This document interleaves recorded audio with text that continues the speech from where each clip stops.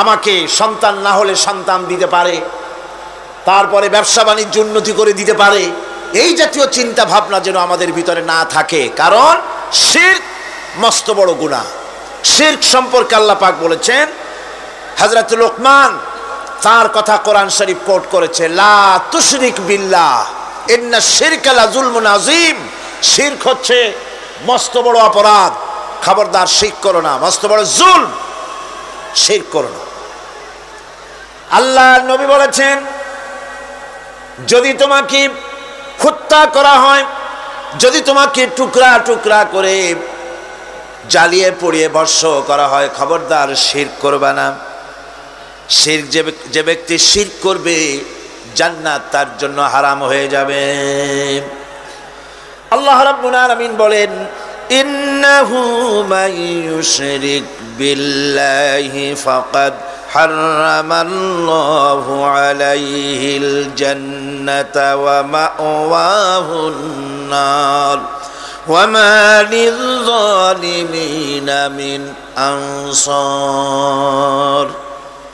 যে ব্যক্তি আল্লাহ পাকের সঙ্গে যে কেউ হোক না কেন আল্লাহর সাথে যে শিরক করবে, আল্লাহ রাব্বুল আলামিন তার জন্য জান্নাতকে হারাম করে দিবেন। নাউযুবিল্লাহ পড়ে। তাকে আল্লাহ পাক জাহান্নাম দিবেন। কোথায় দিবেন? জাহান্নামের মধ্যে আল্লাহ পাক তাকে প্রবেশ করাবেন। সুতরাং এই শিরক হচ্ছে ক্ষমার অযোগ্য। আল্লাহ পাক শিরকের গুনাহ কখনো ক্ষমা করবেন না, একথা যেন আমাদের সকলেরই মনে থাকে।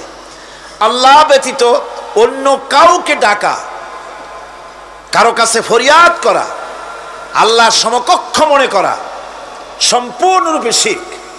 আল্লাহ পাক বলছেন, ওয়ালা তাদউ মিন দুনিল্লাহি মা লা ইয়ানফাউকা ওয়ালা ইয়াদুররুকা ফাইন ফাআলতা ফাইন্নাকা ইযাম মিনাল যালিমিন। আল্লাহকে ছেড়ে এমন কোন সত্তাকে দেখো না যারা তোমার কোনো উপকার করতে পারে না, তোমার কোনো ক্ষতিও করতে পারে না, তোমার কোনো উপকারও করতে পারে না।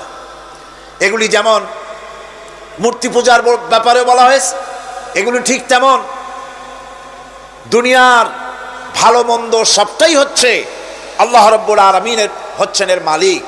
সুতরাং ভালো মন্দ সবটার জন্য হাত পাততে হবে কেবলমাত্র কার কাছে? আল্লাহ পাকের কাছে। জোরে বলেন, কার কাছে? দেখুন আল্লাহ পাক তার রাসূলকে কি কথা বলছেন।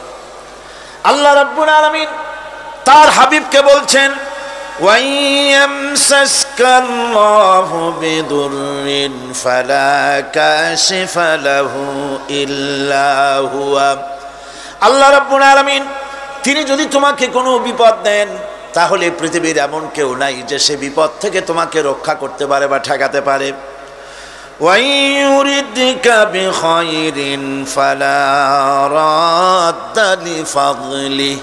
আর যদি আল্লাহ পাক আপনার কোনো ভালো করতে চান, উপকার করতে চান, তার থেকে সেই উপকার থেকে আপনাকে কেউ ফিরায় রাখতে পারবে না। তার মানে হলো আপনাকে যদি আল্লাহ ক্ষতি করতে চান, তা কেউ সেই ক্ষতি থেকে বাঁচাতে পারবেন না। আর যদি উপকার করতেও চান, তাও কেউ ঠেকাতে পারবে না। ভালো মন্দ যেটাই হোক সবটার মালিক হতেছেন আল্লাহ পাক। কে মালিক? আল্লাহ সুবহানাহু ওয়া তাআলা। এই কথাগুলি আমাদের কলিজার মধ্যে বদ্ধমূল হতে হবে। আমি এগুলি প্রায় প্রতি বছরই শিরকের ব্যাপারে কিছু না কিছু কথা বলি। তার কারণ হচ্ছে মূল আকীদা হচ্ছে আমাদের তাওহীদ।